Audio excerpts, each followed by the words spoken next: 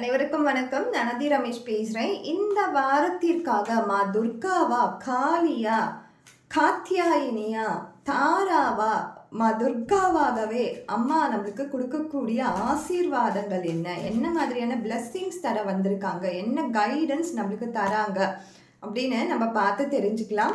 So இந்த வாரத்திற்காக மா துர்கா தரக்கூடிய ஆசீர்வாதங்கள் என்ன அப்படின்னு நம்ம பார்த்தோம்னா, சாமுண்டியா வந்திருக்காங்க, மா துர்காவா வந்திருக்காங்க, பவானியா வந்திருக்காங்க. பவானி அப்படின்னு சொல்லும் பொழுது நிறைய பேருக்கு பவானி தேவி ரொம்ப பிடிச்ச கடவுளாக இருப்பாங்க பெண் தெய்வங்கள்ல. ஸோ இவங்க பார்த்தீங்கன்னா கிவ் லைஃப் அண்ட் டிரான்ஸ்ஃபர்மேஷன், வாழ்க்கையில் ஒரு புதுமையான விஷயங்களை, ஒரு புதிய டிரான்ஸ்ஃபர்மேஷனை கொடுக்கக்கூடிய ஒரு தேவியாக இருக்காங்க.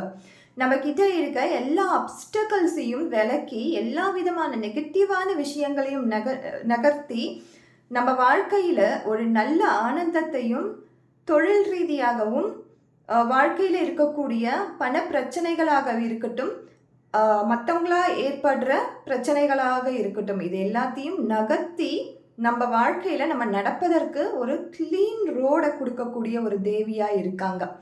மா பவானி அப்படின்னு சொன்னாலே ஒரு போல்ட்னஸ் தான், ஒரு போல்டான ஒரு ரூபம் இவங்க. அதே மாதிரி தான் மா துர்காவும்.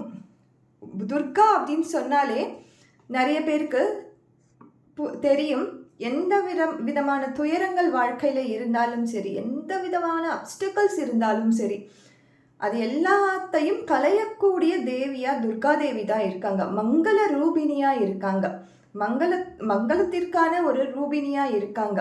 உங்கள் வாழ்க்கையில் ஏதோ ஒரு ரிலேஷன்ஷிப் இஷ்யூஸ் இருக்குது, உங்களுக்கும் உங்களுடைய பார்ட்னருக்கும் சரியான டேர்ம்ஸ் இல்லை அப்படின்னீங்கன்னா, ராகு காலத்தில் மா துர்காவுக்கு விளக்கேற்றிடுவாங்க. கட்டாயம் உங்கள் வாழ்க்கையில் இந்த ரிலேஷன்ஷிப் இஷ்யூஸ்ன்றது கட்டாயம் நிவர்த்தி ஆகிறதுக்கான ஒரே பரிகாரம் இது மட்டும்தான்.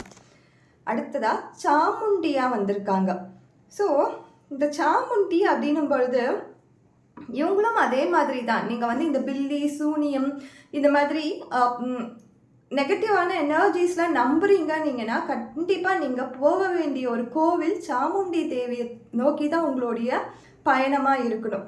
ஸோ இந்த பிரச்சனைகள்லாம் நீங்கள் அவதிப்பட்டு இருக்கீங்கன்னா சாமுண்டியை போய் பார்த்துட்டு வாங்க. கட்டாயம் உங்கள் வாழ்க்கையில் எல்லா விதமான மாற்றத்தையும் தேவி கொடுப்பாங்க.